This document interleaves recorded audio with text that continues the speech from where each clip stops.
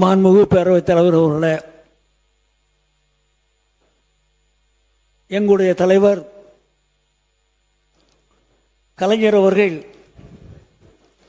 தன் நீண்ட நாள் பொது வாழ்வில் தமிழ்நாட்டை அங்குலம் அங்குலமாக கட்டி எழுப்பிய தலைவர் கலைஞர்.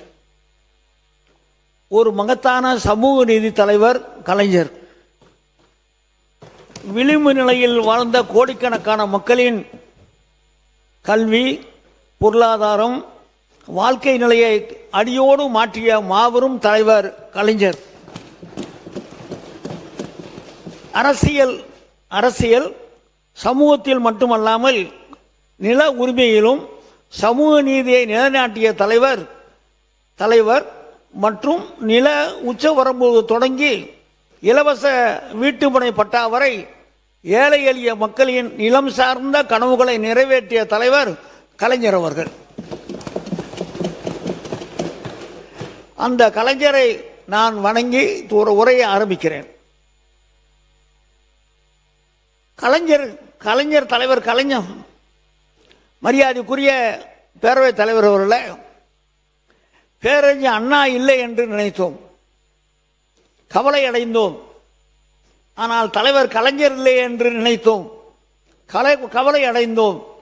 இந்த தலைவர்கள் எல்லாம் இல்லாவிட்டாலும் இவர்களின் மொத்த உருவமாக எங்களுக்கு கிடைத்த வழிகாட்டும் தலைவராகவும் ஆளுமை மிக்க தலைவராகவும் தந்தையை போல் தமிழ்நாட்டை செதுக்கி 11.19% வளர்ச்சியுடன் இந்தியாவின் முதன்மை மாநிலமாக உயர்த்திய தலைவர் முத்துவேல் கருணாநிதி ஸ்டாலின் அவர்களை நான் வணங்குகிறேன். தலைவர் கலைஞர் அவர்களின் கொள்கை பிடிப்பும் தலைவர் முத்துவேல் கருணாநிதி ஸ்டாலின் அவர்களின் செயல்திறனும் ஒருங்கே பெற்று எந்த ஆதிக்கத்திற்கும் அஞ்சாமல் எதையும் துணிவோடு எதிர்கொண்டு எங்களுக்கு நம்பிக்கையூட்டும் இளம் தலைவர் மாண்புமிகு எதிர்க்கட்சி தலைவர்களை நான் வணங்குகிறேன். பேரவைத் தலைவர் அவர்களே, நான் என்னுடைய 28வது வயதில் இந்த சட்டமன்றத்திற்கு நான் நுழைந்தேன். இன்றைக்கு 10வது முறையாக இந்த சட்டமன்ற உறுப்பினராக நான் தேர்வு செய்யப்பட்டிருக்கிறேன். அதற்காக என்னுடைய அருப்புக்கோட்டை தொகுதி மக்களுக்கு என்னுடைய நன்றியை நான் தெரிவித்துக் கொள்கிறேன். 10வது முறையாக வெற்றி பெறுவதற்கு எனக்கு இடம் ஒதுக்கி கொடுத்த தலைவர் அண்ணன் தளபதி அவர்களுக்கும் என்னுடைய நன்றியை தெரிவித்துக் கொள்கிறேன். எதிர்க்கட்சி துணைத் தலைவர் துணை கொறடாவிற்கும் என்னுடைய வணக்கத்தை நான் தெரிவித்துக் கொள்கிறேன். பேரவைத் தலைவர் அவர்களே,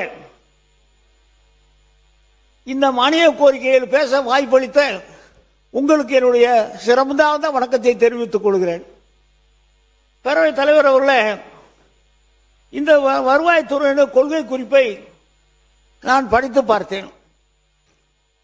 ஒரு மாறுதல் வேண்டும் என்று சொல்லி நீங்கள் நம்ம நாட்டு மக்கள் மத்தியிலே வாக்கு கேட்டீர்கள். நான் இந்த பக்கத்தை இந்த புத்தகம் போல நான் படித்து பார்த்தேன். போன தடவை நாங்கள் 400 சொச்சம் பக்கம் இதில் கொள்கை குறிப்பிலே நாங்கள் பதிவு செய்திருந்தோம். இதிலே 100 பக்கங்கள் இன்றைக்கு குறைந்திருக்கிறது. குறைந்ததற்கு காரணம் கொள்கை குறைந்து விட்டதா அல்லது கொள்கையிலே உங்களுக்கு குறைபாடு இருக்கா என்பதையெல்லாம் மாண்புமிகு அமைச்சர் அவர்கள் பேசும்போது சொல்ல வேண்டும். பேரவைத் தலைவர் அவர்களே, நீங்கள் மாறுதல் வேண்டும் என்று சொன்னீர்கள். மாண்புமிகு அவை முன்னவர் அவர் வருவாய்த்துறை அமைச்சராக இருந்திருக்கிறார். என்னை பொறுத்தவரையிலும் பக்கங்கள் குறைகிறது என்று சொன்னார்கள். லட்சியம் மிக குறையவில்லை. லட்சியத்தை நிறைவேற்றுகிற ஆட்சியாக இந்த ஆட்சி இருந்து கொண்டிருக்க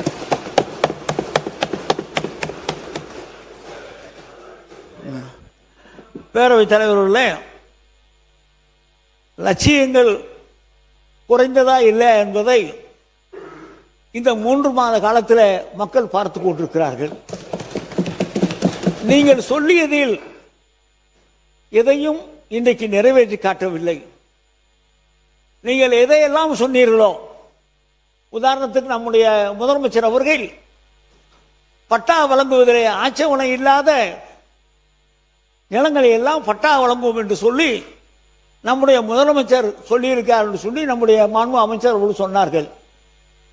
எங்களுடைய தலைவர் கலைஞர் அவர்கள் 2000 ஆண்டிலேயே ஆட்சேபனை இல்லாத நிலங்களுக்கெல்லாம் பட்டா வழங்கலாம் என்று சொல்லி சட்டம் கொண்டு வந்தவர் எங்களுடைய தலைவர் கலைஞர் அவர்கள். திராவிட முன்னேற்ற கழகத்தை பொறுத்தளவிற்கு இந்த கட்சிக்கு வயது 75. ஒவ்வொருவரும் அனுபவம், ஒவ்வொருவரும் போராட்ட களத்திலே போராட்டங்களை சந்தித்தவர்கள், ஒவ்வொருவரும் சிறைச்சாலைக்கு சென்றவர்கள், ஒவ்வொருவரும் பொதுமக்களை அன்றாடம் சந்தித்தவர்கள். அப்படி வளர்ந்த கட்சி இந்த கட்சி. ஆகவே இந்த கொள்கை ரீதியாக இந்த கட்சி எல்லா வகையிலும் எல்லோரையும் விட சிறந்த கட்சி என்பதை மட்டும் நான் இந்த நேரத்தில் பணிவன்போடு சொல்ல கடமைப்பட்டிருக்கிறேன். மாண்பு பேரவைத் தலைவர்களே, போன எங்களுடைய ஆட்சியில் 5 ஆண்டு காலத்தில் 27 லட்சம் பேருக்கு நாங்கள் அரசு மனைப்பட்டா வழங்கி இருக்கிறோம். 27 லட்சம், இது சரித்திரத்திலே இல்லாத ஒரு எண்ணிக்கை.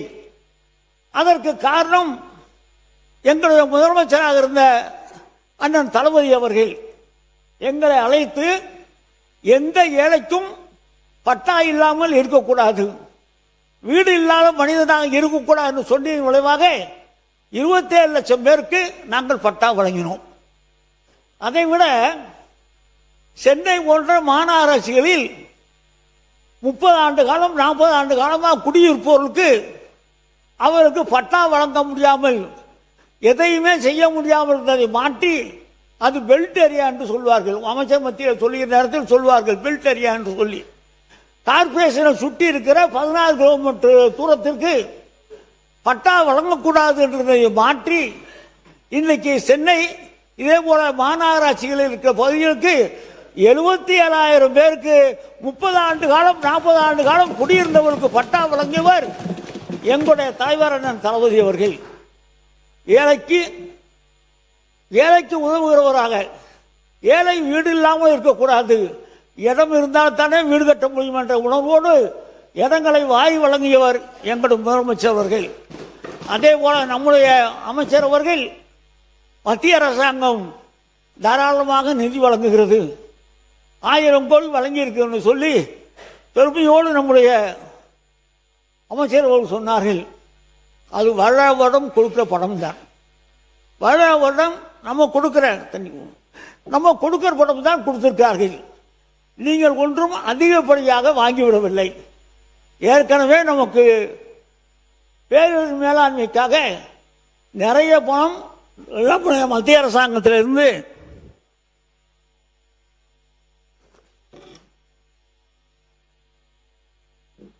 வரவேண்டி இருக்கிறது. மாண்பு அமைச்சர் அவர்கள் முடிந்தால் அதையெல்லாம் வாங்கி கொடுப்பேன் என்று சொன்னால் மிகுந்த சந்தோஷம். உதாரணம் சொல்ல வேண்டும் என்று சொன்னால், எங்களுடைய ஆட்சி காலத்தில் 21-22 கனமழை வந்தது, 23 மிக்ஜாம் புயல் வந்தது, 23 தென் மாவட்டங்களில் வெள்ளப்பெருக்கு வந்தது, 24 பெஞ்சல் புயல் வந்தது. இதற்கெல்லாம் நம்முடைய முதலமைச்சர் அவர்கள் மத்திய அரசாங்கத்திடமிருந்து 50,000 கோடி ரூபாய் அளவிற்கு நாங்கள் பணம் கேட்டோம். ஆனால் அவர்கள் கொடுத்தது 1151 கோடி ரூபாய் தான் கொடுத்தார்கள். ஆனால் நாம் செலவழித்தது 13,235 கோடி ரூபாய் நாம் செலவழித்தோம். இந்த பணம் நம்முடைய கஜானாவில் இருந்து நம்முடைய முதலமைச்சர் அவர்கள் வாரி வழங்கினார்கள். புயலால் பாதிக்கப்பட்டவர்களுக்கும் பெரும் வெள்ளத்தால் பாதிக்கப்பட்டவர்களுக்கும் 6,000 வழங்கியவர். அதே போல விழுப்புரம் பகுதியிலே பாதிக்கப்பட்டவர்களுக்கு 2,000 வழங்கியவர்கள்.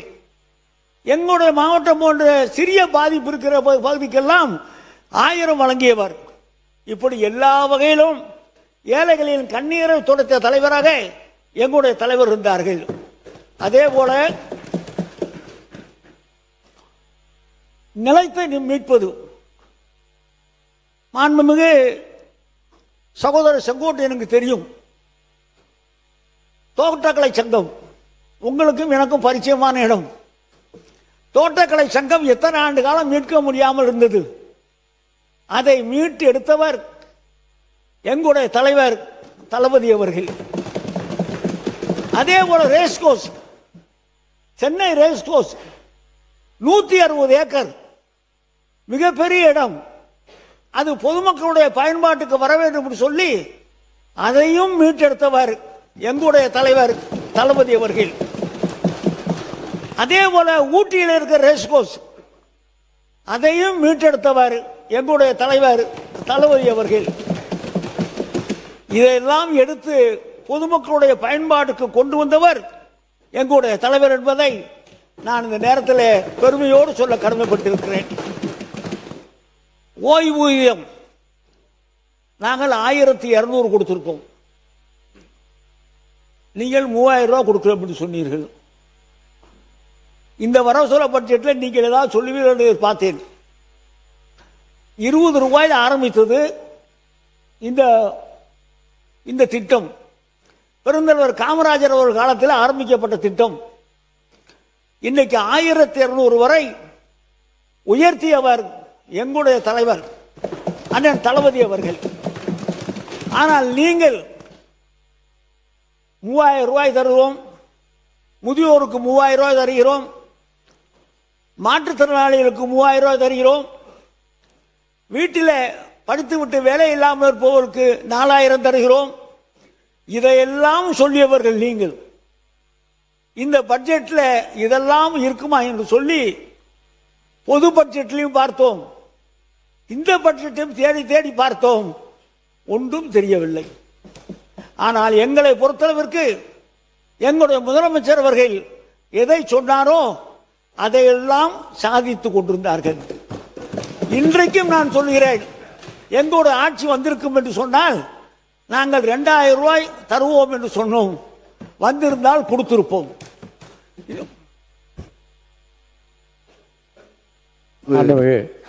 பேரவைத் தலைவர் அவர்களே, 100 நாட்கள் தான் இன்று நடைபெற்று சட்டமன்றம் நடைபெற்றுக் கொண்டிருக்கிறது.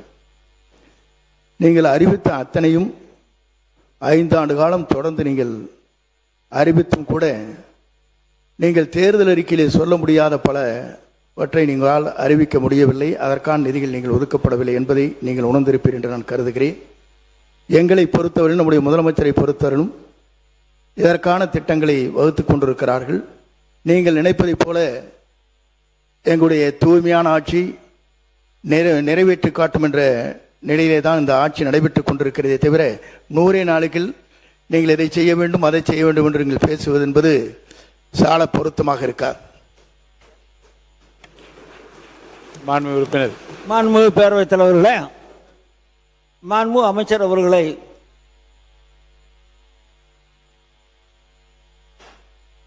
மாண்புமிகு பேரவைத் தலைவர் அவர்களே, மாண்பு உறுப்பினர் அவர்கள் குறிப்பிடுகிற போது 1500 ரூபாய் என்று சொன்னார்கள்.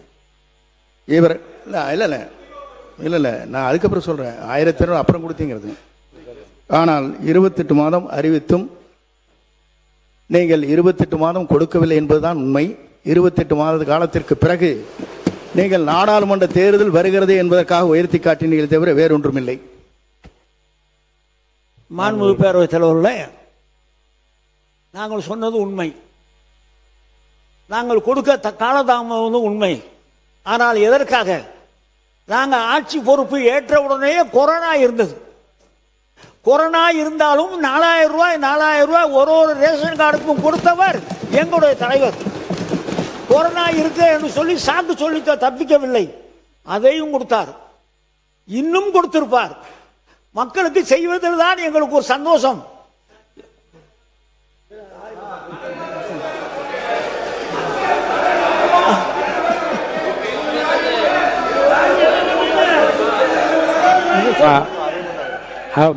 முன்னவர் மாண்புமிகு பேரவைத் தலைவர் அவர்களே, மாண்புமிகு அமைச்சர்கள் குறிப்பிடுகிற போது கொரோனாவை பற்றி சொன்னார்கள். கொரோனா தொற்று நோய் என்பது கோவிட்-19 என்பது 20, 21, 21, 22 ஆண்டு காலத்தில் இருந்திருக்கிறதே தவிர உங்கள் ஆட்சி காலத்திற்கு முன்னாலே இருந்திருக்கிறது என்பதை நீங்கள் மறந்துவிடக்கூடாது. பள்ளிக்கல்வித்துறை அமைச்சர் பேசி. மாண்புமிகு பேரவைத் தலைவர் அவர்களே, மதிப்பிற்குரிய உறுப்பினர் அவர்கள் ஏன் கொடுக்கவில்லை, எதற்காக கொடுக்கவில்லை, ஏனென்றால் கொரோனா இருந்தது என்று சொன்னார். உங்கள் மூலமாக அண்ணனுக்கு சொல்லிக் கொள்கிறேன், கொரோனா காலத்தில் கை கொடுக்க கூடாததா என்று சொன்னார்களே தவிர மகளிர் உரிமை தொகையை கொடுக்க கூடாது என்று சொல்லவில்லை. மாண்புமிகு பேரவைத் தலைவர்களே, கொரோனா காலத்தில் அரசினுடைய நிதி நிலைமை எப்படி இருந்தது என்பதெல்லாம் நீங்கள் அறியாத ஒன்றும் ரகசியம் அல்ல. அந்த கஷ்டத்திலே கூட 4000 ரூபாய் வழங்கினார்கள். எங்களுக்கு என்ன பிரச்சனை என்று சொன்னால், எங்கள் பக்கத்திலே இருக்கால போய் நீ ஏன் எங்களுக்கு ஓட்டு போடலை, நாங்கள் உங்களுக்கு நிறைய செஞ்சிருக்கோமே, எங்கள் தலைவர் இதெல்லாம் பண்ணியிருக்காரு அப்படின்னு சொல்லும்போது என்ன சொல்லிட்டாங்க, நம்முடைய முதலமைச்சர் வந்தால் எங்களுக்கு 10,000 ரூபா கிடைக்கும், நான் வீட்டில் இருந்தால் 4000 ரூபா கிடைக்கும், எங்கள் வீட்டுக்காரம்மாவுக்கு 3000, எங்கள் அம்மாவுக்கு 3000 ரூபா கிடைக்கும், இதெல்லாம் கணக்கு போட்டு 10,000 ரூபா மாதம் கிடைக்கும், 6 சிலிண்டர் வரை கிடைக்கும், நீங்கள் வந்தால் கொடுப்பீங்களா, அதுக்காக தான் ஓட்டு போட்டோம். நாங்கள் அதில் ஏதாவது ஒன்று வருவான்னு நான் தேடி தேடி பார்த்தோம். பொது பட்ஜெட்டையும் பார்த்தோம். நாங்கள் மக்கள் மத்தியிலே கொள்கையை சொல்லி கொஞ்சம் இருங்க நான் பேசிக்கிறேன், நான் ஒன்றும் சொல்லலையே, கொஞ்சம் சண்டை ஓடலையா, இருங்க இருங்க இருங்க, நாங்கள் இது கொஞ்சம் நான் பேசிக்கிறேன், நான் இதை சொல்லுவேன். ஒரு நிமிஷம். மாண்புமிகு வனத்துறை அமைச்சர் அவர்கள். மாண்புமிகு பேரவைத் தலைவர் அவர்களே, அவர் உறுப்பினர் அவர்கள் அடுக்கடுக்காக சொல்றாங்க, திருமங்கலம் ஃபார்முலா இருந்து 2026 வரைக்கும் அதாவது ஓட்டுக்கு பணம் கொடுக்கிற அந்த திட்டத்தை அவர் அடுக்கடுக்கா சொல்லிட்டு வந்தாரு. அவர் கருணாநிதி, நம்முடைய முன்னாள் முதல்வர் கருணாநிதி பத்தி அடுக்குமொழியில சொல்லிட்டு வந்தாங்க. இங்க பாருங்க, உறுப்பினர் 2026 ஒரு ரூபாய் கூட ஓட்டுக்கு பணம் கொடுக்காம முதலமைச்சர் வந்திருக்காரு. வனத்துறை அமைச்சர் பணம் கொடுக்காம என்னுடைய காஞ்சிபுரம் சட்டமன்ற தொகுதியில 1500 ரூபாய் குத்தி ஓட்டுக்கு 10 ரூபாய் கொடுக்கல. வனத்துறை அமைச்சர் உட்காருங்க. மாண்புமிகு முதலமைச்சர் அவர்கள் லஞ்சம் இல்லாமல் நல்லதே செய்து கொண்டிருக்கிறார். வனத்துறை அமைச்சர் உட்காருங்க. அவர் பேசிய அவர் குற்றச்சாட்டு சொல்லி அவைக்குள் நீக்கப்படுகிறது. உட்காருங்க, சொல்லியாச்சு. உட்காருங்க உட்காருங்க உட்காருங்க உட்காருங்க.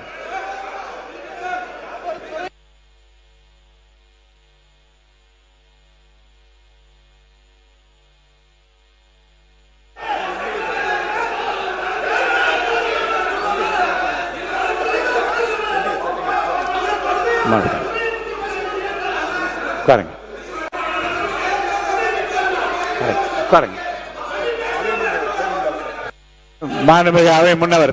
மாண்புமிகு பேரவைத் தலைவர்களே, முன்னாள் முதலமைச்சரை பற்றி பேசிய அவருடைய கருத்து அவைக்கு உட்படுந்து நீக்கி விடுமாறு அன்போடு கேட்டுக்கொள்கிறேன்.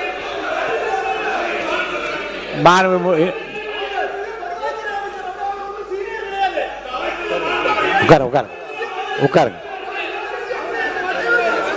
மாண்புமிகு உட்காருங்க. நீக்கிட்டேன். அவைக்கும் நீக்கி இருக்கேன். உட்காருங்க. மாண்புமிகு உறுப்பினர் பேசுங்க. இனிமேல் குறுக்கீடுகளுக்கு சம்பந்தப்பட்ட உட்காருங்க சொல்லிடுறேன். உட்காருங்க உட்காருங்க உட்காருங்க உட்காருங்க உட்காருங்க. எதிர்கட்சி கொறடா ஒன்று உட்காருங்க. நீங்க சொல்லுங்க. உட்கார உறுப்பினர் பேசுங்க. இனி உறுப்பினர் பேசுகிற போது குறுக்கீடுகளை தவிர்த்து அவர் பேசி முடிந்த பிறகு விளக்கங்களை பெறலாம். உறுப்பினர் மட்டும் பேசுங்க. உட்கார சொல்லிட்டேன். நான் தான் விளக்கம் சொல்லிட்டேன். உட்காருங்க. இதை பத்தி விளக்கம் சொல்லிட்டேன். உட்காருங்க. நான் சொல்லிட்டேன்ல, அதே விளக்கத்தை நான் சொல்லிட்டேன். உறுப்பினர் பேசி முடித்த பிறகு சம்பந்தப்பட்ட துறை சார்ந்த அமைச்சர்கள் பதில் சொல்லலாம். அது வரைக்கும் குறுக்கீடு இல்லாமல் உறுப்பினர் பேசும்படி கேட்டுக்கொள்கிறேன்.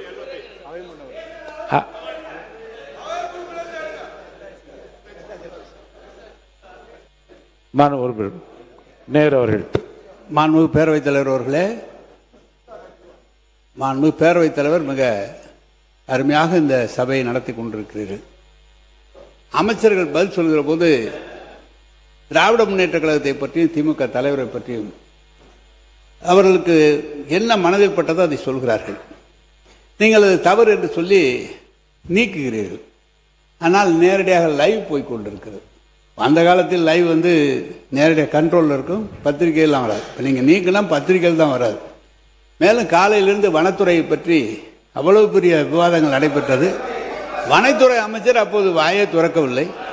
சம்பந்தமே இல்லாமல் பெரிய இருக்கிற எங்களை விட சீனியர் செங்கோட்டையன் எனக்கு முன்னால் சட்டமன்றத்தில் வந்தவர். அவருடைய துறையிலே அவர் வந்து தலைவருடைய பெயரை சொல்லி இப்படியெல்லாம் பேசுவது என்ன நியாயம்? அப்படி பேசுகிற போது மீண்டும் இவர்களும் பேசினால் நீங்கள் சபையை எப்படி நடத்த முடியும் என்பதை தெரிவிக்க.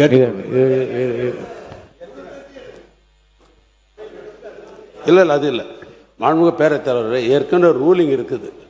இது மாதிரி பல முறைகள் வந்து அமைச்சர்கள் பெயரை முதலமைச்சர் பெயரை சொல்லுவதன் அடிப்படையில் அம்மையார் காலத்திலிருந்து 2 பக்கம் பல பிரச்சனைகள் வந்த பிற்பாடு ஒரு முடிவெடுத்தார்கள் பேரவைத் தலைவர். அதாவது இன்றைய முதலமைச்சர், மாண்புமிகு முதலமைச்சர், ஏற்கனவே முன்னாள் முதலமைச்சர் என்று தான் சட்டமன்றத்தில் குறிப்பிடும், பெயரை சொல்லக்கூடாது என்று ஏற்கனவே ரூலிங் இருக்கிறதுங்க. ஆனால் அதை கடைபிடிச்சா இந்த பிரச்சனைகள் பாதி அடங்கிடும். அதனால் வந்து மரியாதை குறைவாக இந்த சட்டமன்றம் நடக்கணும். அதனால் அமைச்சர் பெயரை சொல்வதை விட மாண்புமிகு துறை அமைச்சர் என்று சொல்லலாம். அதுவும் குறிப்பாக முதலமைச்சரை விழிக்கிற பொழுதும் சரி, முன்னாள் முதலமைச்சரை விழிக்கிற பொழுது முன்னாள் முதலமைச்சர் என்று தான் விழிக்கிற ரூலிங் இருக்கிறது. அதனால் அப்படி கடைபிடிச்சாதான் ஒன்று. இன்னொன்று ஏற்கனவே என்னன்னு கேட்டீங்கன்னாக்கா, ஏதாவது அவசர கருதி உடனே பதில் சொன்னாதான் அமைச்சர்கள் எழுதணும். ஏன்னா அமைச்சர்கள் வந்து கடைசியா வந்து பேசுவதற்கு நிறைய வாய்ப்பு உண்டு அவர்களை பொறுத்தளவுக்கு. நேரத்தினால கருதி சொல்றேன் நான். எல்லாத்துக்கும் எழுந்து அப்பப்போ பதில் சொல்லணும்னு நினைச்சாக்கா உங்களால வந்து நேரம் கொடுக்க முடியாது. அதையும் கொஞ்சம் பாருங்க. மாண்புமிகு உறுப்பினுடைய கருத்துக்கள் கவனத்தில் கொள்ளப்படும். மாண்புமிகு அவை முன்னவர் அவர்கள். மாண்புமிகு பேரவைத் தலைவர் அவர்களே, சொல்லிட்டு அப்பே எடுத்தாச்சு. மாண்புமிகு பேரவைத் தலைவர் அவர்களே, மாண்புமிகு முன்னாள் அமைச்சர் அவர்கள் இங்கே உரையாற்றுகிற போது சொன்னார்கள் 10,000 கிடைக்கும், 4,000 கிடைக்கும் என்றெல்லாம் சொல்லி எப்போது கிடைக்கும் என்று நாங்கள் ஆசைப்பட்டு ஓட்டு போட்டோம் என்று சொன்னார்கள். உங்களுக்கு ஓட்டு போடாத காரணமே பட்டா கொடுத்தீர்கள், ஆனால் இடமில்லை என்றுதான் மக்கள் கேட்டுக்கொண்டிருக்கிறார். மாண்பு உறுப்பினர் பேசுங்க. குறுக்கீடு இல்லை. மாண்பு உறுப்பினர் அவை முன்னவர். மாண்பு முன்னாள் முதலமைச்சர் அவர்கள், நீங்கள் பேசுவது அழகாகத்தான் இருக்கிற. ஆதாரம் கேட்டீர்கள். ஆதாரம் எவ்வளவு வேண்டுமானாலும் உங்களிடத்திலே ஒப்படைக்கிறோம். இல்ல எங்கிட்ட ஒப்படைங்க, நான் பார்த்து உங்களுக்கு கொடுக்குறேன். இல்ல உங்களிடத்து கொடுத்து அவங்கள்ட்ட கொடுக்க போறோம். ஏன்னு சொன்னீங்கன்னா உட்காந்து ஒரே நிமிஷம் அவசரப்படாதீங்க. இல்ல மாண்பு உறுப்பினர் நான் பேச நீங்க அவை முன்னவர் பேசி முடிக்கட்டும், விடுங்க. அவை முன்னவர் பேசுங்க. மாண்புமிகு பேரவைத் தலைவர் அவர்களே, எங்களிடத்துல வந்த மனுக்கள் அத்தனை இருக்கிறது.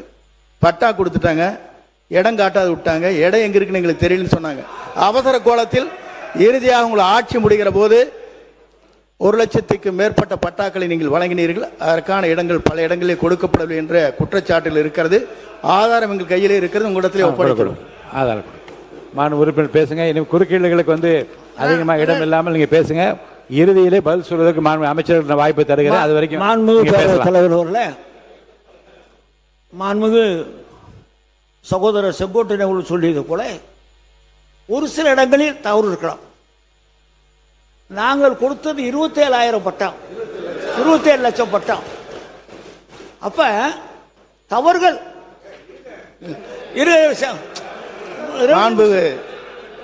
மாண்புமிகு முன்னாள் அமைச்சர் அவர்கள் ஒத்துக்கொண்டார்கள், அதற்கு நன்றி. இல்ல நான் பேசுறேன். பேசுங்க. நீங்களும் பட்டா கொடுக்க போகிறீர்கள், நீங்கள் பட்டா கொடுக்க போகிறீர்கள் சொல்லியிருக்கிறீர்கள். என்ன நடக்குது என்பதை நீங்களும் சித்தன வருஷ காலம் சட்டமன்ற உறுப்பினராக இருந்திருக்கிறீர்கள். என்ன நடக்கும் என்று உங்களுக்கு தெரியும். நாம் நிகழ்ச்சிக்கு போகிற நேரத்தில் பட்டா வழங்குவார்கள். அந்த பட்டாவை நம்மளுடைய சர்வேல போய் அளந்து ஒதுக்கீடு பண்ணி கொடுக்க வேண்டும். அந்த பணிகளை இந்த எங்களுடைய அரசாங்கம் ஒழுங்காக செய்திருக்கிறோம், மன நிறைவாக நாங்கள் செய்திருக்கிறோம். அதில் ஏதாவது இருந்தால் நீங்கள் பாருங்கள். இன்னொன்று, நம்முடைய தம்பி அவர்கள் எங்களுடைய தலைவரை பெயர் சொல்லி அழைத்தார்கள்.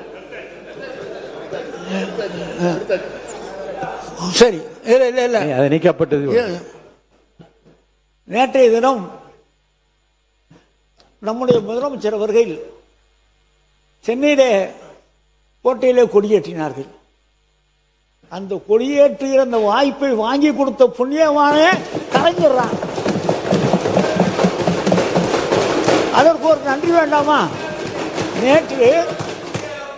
நேற்று கோட்டையிலே கொடியேற்றிய நம்முடைய முதலமைச்சர் இங்கே உட்கார்ந்திருக்கிறார்கள். நீங்கள் எல்லாம் முன்னால் உட்கார்ந்தீர்கள், நாங்கள் டிவியில் பார்த்தோம்.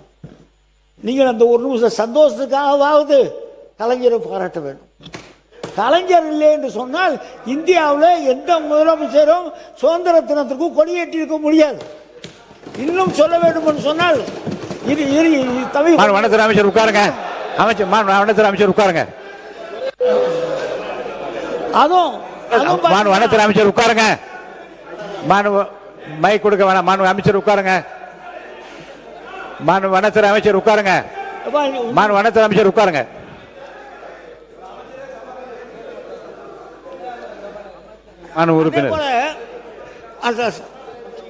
அதே போல மாண்புமிகு பேரவைத் தலைவரோட இந்த புயல் வெள்ளம் வருகிற நேரத்தில் எங்களது முதலமைச்சருக்கு இணையாக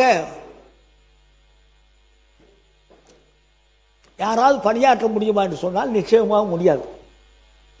எனக்கு ஒரு 50 ஆண்டு கால ஒரு அனுபவம் இருக்கிறது. மாண்பு உறுப்பினர் உட்காருங்க. குறுக்க பேசாதீங்க. மாண்பு உறுப்பினர் ஐயா, நீங்க குறுக்க பேச அனுமதி இல்லை. உட்காருங்க. மாண்பு உறுப்பினர் உட்காருங்க. நீங்க பேசுங்க. மாண்பு உறுப்பினர் நீங்க பேசுங்க. இரவு 12 மணி ஆனாலும் 1 மணி ஆனாலும் மழை பெய்கிற நேரத்தில் வெள்ளம் வருகிற நேரத்தில் அந்த இடங்களுக்கே சென்று அமைச்சர்களை அதிகாரிகளை அழைத்து சென்று அங்கே நிவாரணங்களை வழங்கியவர் எங்களுடைய முதலமைச்சர் அண்ணன் தளபதி அவர். எங்கள் முன்னாள் முதலமைச்சர் அண்ணன் தளபதி அவர்கள். இங்கே சென்னையில் மட்டுமல்ல, தென் மாவட்டங்களில் திருநெல்வேலி தூத்துக்குடி மாவட்டங்களில் வெள்ளம் வந்த நேரத்திலும் அங்கேயும் போனார். எங்கெங்கே பாதிப்பு வருகிறதோ, வறட்சி வருகிறதோ அங்கேயும் போனார். இன்னும் சொல்ல வேண்டும் சொன்னால் முதலிலே அரசாங்கத்திலே, நம்முடைய தமிழ்நாடு அரசாங்கத்திலே எங்களுடைய தலைவர் அண்ணன் தளபதி அவர்கள்தான் இந்த வெப்ப அலைக்கு என்று சொல்லி ஒரு சட்டமே போட்டிருக்கார். அதைத்தான் நம்முடைய முதலமைச்சரை வைத்து நீங்கள் இப்போ ரிலீஸ் செய்திருக்கிறது. வெப்ப அலை நாங்கள் தான் போட்டிருக்க. இந்த மினிட்ஸ் எடுத்து பாருங்க. இதெல்லாம் எது வரும் என்று சிந்தித்த முதலமைச்சர். வெள்ளம் வருகிறதா, உடனே கூட்டம் போட்டு அதிகாரிகளை, அந்தந்த அதிகாரிகளை ஒவ்வொரு மாவட்டத்திற்கும் சென்று அங்கே பார்க்க இருக்க வேண்டும் என்று சொல்லி உத்தரவிட்டவர் எங்களுடைய தலைவர் அண்ணன் தளபதி அவர்கள். ஒவ்வொரு காரியமாக இருந்தாலும் எதையும் சிந்தித்து முன்கூட்டியே பாதிப்பு வராத அளவிற்கு. காரணம் ஏன்னு சொன்னால் எங்கள் காலத்தில் 5 தடவை பேரிடர் வந்திருக்கிறது. 5 தடவையும் எந்த சேதாரம் இல்லாமல் இந்த தமிழ்நாட்டை காப்பாற்றியவர் எங்களுடைய தலைவர் தளபதி அவர்கள். ஆக எதையும் சீர்நோக்கி பார்க்கக்கூடியவர்கள். அனுபவம். சட்டமன்ற உறுப்பினர், அதற்கு பின்னாலே மேயர், அதற்கு பின்னாலே துணை முதலமைச்சர், முதலமைச்சர் என்று சொல்லி எல்லா வகையிலும் அனுபவம் இருக்கிற காரணத்தால் அதையெல்லாம் செய்து கொடுத்த மிகப்பெரிய ஒரு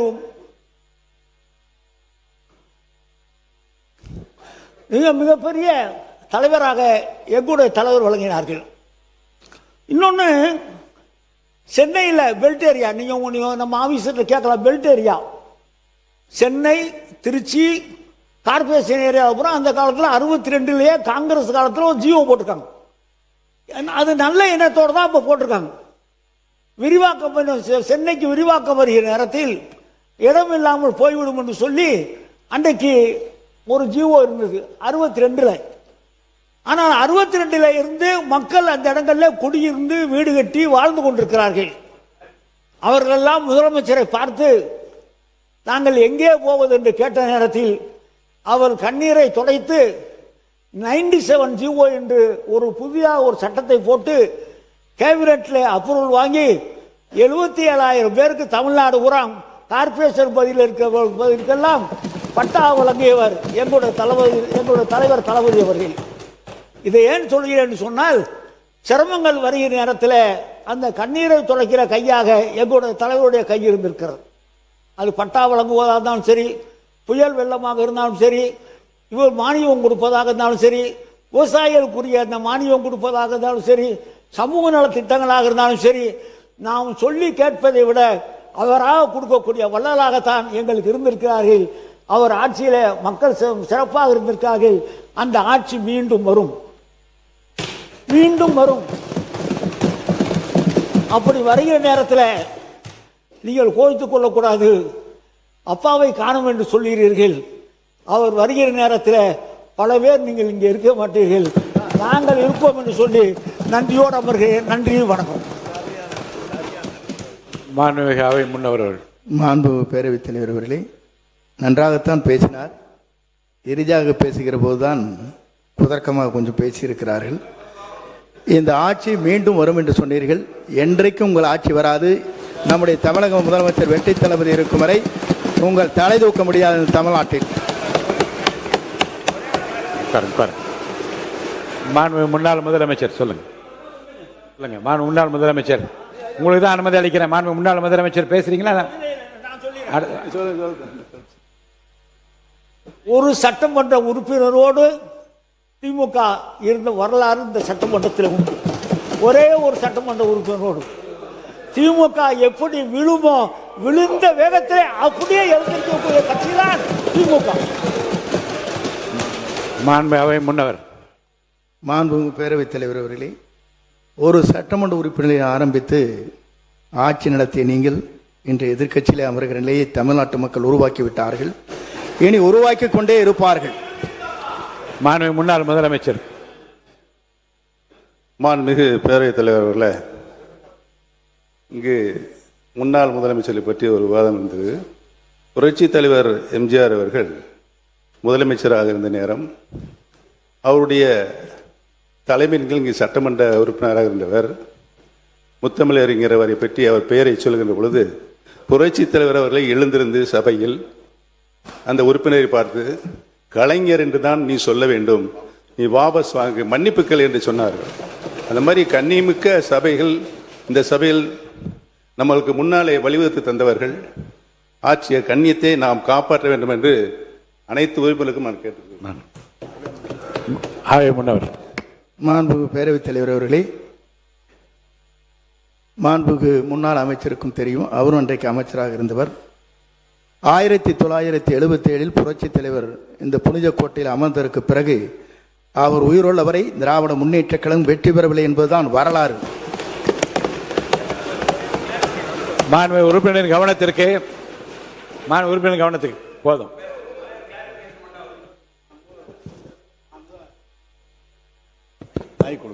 மாண்பு அமைச்சர் அவர்கள் அவர் இருக்கிற போதே 80 பாராளுமன்றத்தில் மகத்தான வெற்றி திராவிட முன்னேற்ற கழகம் பெற்றது. அவர் இருக்கிற போதுதான் 86 நடைபெற்ற உள்ளாட்சி தேர்தலில் திராவிட முன்னேற்ற கழகம் முழுமையாக வெற்றி பெற்றது என்பதை தெரிவித்துக் கொள்கிறேன். மாண்பு பேரவைத் தலைவர் அவர்களே, மாண்பு ஒரு அமைச்சர் அவர்கள் இங்கே குறிப்பிடுகிற போது முன்னாள் அமைச்சர் குறிப்பிடுகிற போது குறிப்பிட்டார்கள், 80 நீங்கள் நாடாளுமன்றத்துக்கு சென்றீர்கள், ஆட்சியை கலைத்தீர்கள். கலைத்ததற்கு பிறகு மீண்டும் அவர்தான் தமிழ்நாட்டின் நிரந்தர முதலமைச்சர் என்ற வரலாற்றை படைத்தவர் புரட்சித் தலைவர் எம்ஜிஆர்.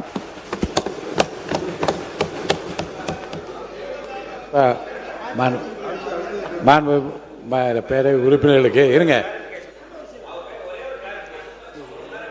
எந்த பேச்சு கிளாரிபிகேஷன் கொடுக்க போறீங்க? மாண்பு உறுப்பினர் சௌமியா அன்புமணி. மாண்புமிகு பேரவைத் தலைவர் அவர்களே, மாண்புமிகு முதலமைச்சர் அவர்களே, மாண்புமிகு சட்டமன்ற உறுப்பினர் அவர்களே, வணக்கம். இன்று நம்ம பேரிடர் மேலாண்மை குறித்து பேசிக் கொண்டிருக்கின்றோம். அதில் ஒரே ஒரு சின்ன விஷயம், 2021 அக்டோபர் மாதம் சென்னை பெருமழை, பெரிய வெள்ளம் வந்தது. அதுல வந்து எத்தனையோ மக்கள் காலநிலை அகதிகள் போல அவங்க வீட்டுல இருந்தே அவங்க அகதிகளா எத்தனையோ வேற வேற ஊருக்கு போயிட்டோ இல்ல பக்கத்துல இருக்கிற வழிபாட்டு தலங்கள்ல, பள்ளிக்கூடங்கள்ல, கல்யாண மண்டபங்கள்ல தங்க வைக்கப்பட்டாங்க. அதே மாதிரி ஒரு வரலாறு திருப்பி உருவாக கூடாது. ஏன்னா 2021 அக்டோபர்ல அந்த மழை பெய்தது.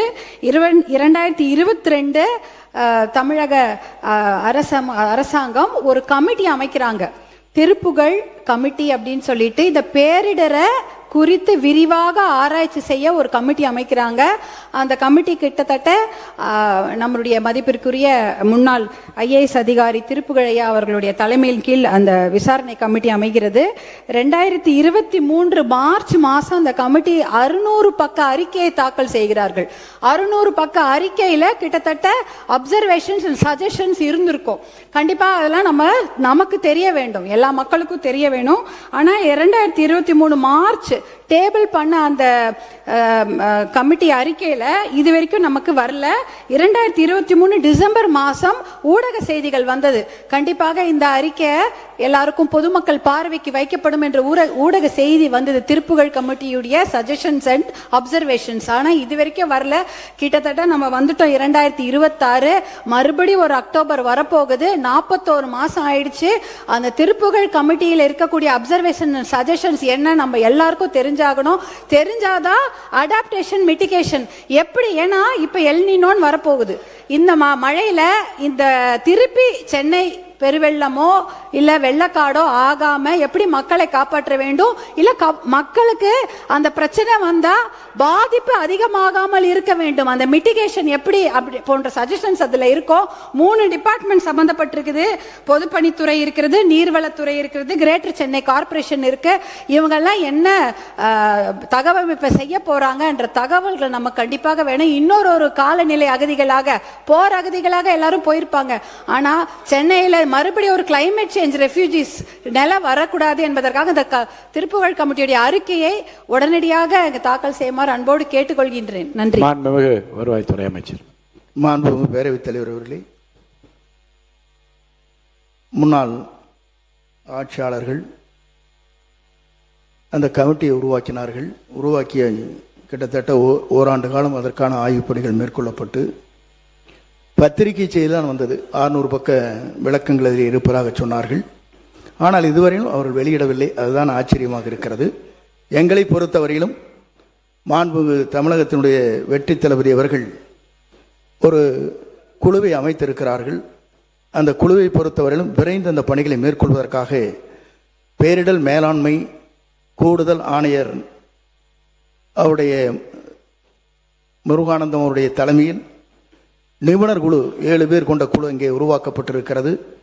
இந்த 15 நாட்களுக்கு முன்னால் இந்த குழு கூடியது. விரைந்து என்னென்ன பணிகளை ஒவ்வொரு துறை சார்பாக, இங்கே இருக்கிற பொதுப்பணித்துறை, மாநகராட்சி, நெடுஞ்சாலைத்துறை, மின்துறை அனைத்தும் ஒருங்கிணைந்து என்னென்ன பணிகளை மேற்கொள்ள வேண்டுமோ அந்த பணிகளை மேற்கொள்வதற்காக நம்முடைய முதல்வர்கள் உத்தரவு வழங்கியிருக்கிறார்கள். அதன் அடிப்படையில் இந்த பணிகள் வேகமாக விரைவாக நடைபெற்றுக் கொண்டிருக்கிறது. மாண்புமிகு உறுப்பினரின் கவனத்திற்கு தற்போது பேரவை விதி 110 கீழ் அறிக்கை அளிக்க வேண்டும் என்று மாண்புமிகு முதலமைச்சர் அவர்கள் அனுமதி கோரியுள்ளார்கள். மாண்புமிகு முதலமைச்சர் அவர்கள் அறிக்கை அளித்த பின்னர் மானிய கோரிக்கைகள் மீதான விவாதம் தொடரும். பேரவை விதி 110 கீழ் அறிக்கை அளிக்க மாண்புமிகு முதலமைச்சர் அவர்களுக்கு அனுமதி